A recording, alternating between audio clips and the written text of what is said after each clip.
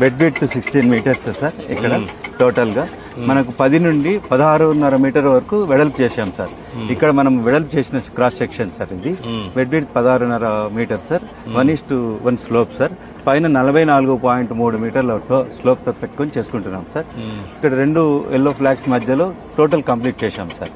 అక్కడ మనకు white flag కనిపిస్తుంది కదా సార్. ఇక్కడ నుండి ఇక్కడ దాకా పూర్వం ఉన్న 10 మీటర్లు బెడ్ విడ్త్ తో మనం ఇంతకుముందు 1300 నుండి 1400 దాకా క్యూసెక్స్లకు నీళ్లు తీసుకున్నాం సార్. మనం పైన 2200 నుండి 2000 దాకా తీసుకుంటూ ఇక్కడికి తీసుకొచ్చి రాగులపాడు పంపింగ్ స్టేషన్ దాకా తెచ్చి ఇప్పుడు ఈ 16.5 మీటర్ల లెంగ్త్ లో ఎంత వాటర్ పుష్ అవుతుంది సార్? ఇప్పుడు మనం 3450 క్యూసెక్స్ నీళ్ళని తీసుకుంటాం సార్. ఇప్పుడు తమరు ఇచ్చిన ఆదేశాల ప్రకారం.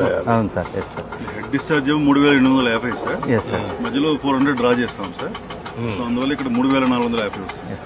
Yes sir. యాక్చువల్గా అయితే ఈ 10.5 తో మనం లైనింగ్ తోటి 3850 తీసుకెళ్లాలని అనుకున్నాము. లైనింగ్ బదులు వైడనింగ్ చేసి 16.5 చేసి same discharge will be taking.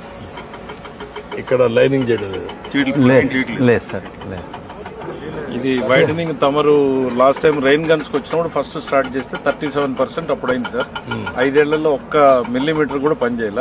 మళ్ళీ తమరు వచ్చాక ఇప్పుడు మళ్ళీ పని స్టార్ట్. అప్పుడు 37% మన టెన్యూర్ లో అయింది సార్. వాళ్ళు అదే టెన్యూర్ వదిలేసినా అయిపోయింది సార్. 37% మనం మోటార్స్ కూడా ఇప్పుడు మీరు పెట్టి సార్ 3850కి అలాంటి మోటార్స్ 14-19లో మీరు అమర్చున్నారు. 1920 మీరు పెట్టిన మోటార్స్ కూడా వాడు ఉపయోగించుకోలేకపోయింది.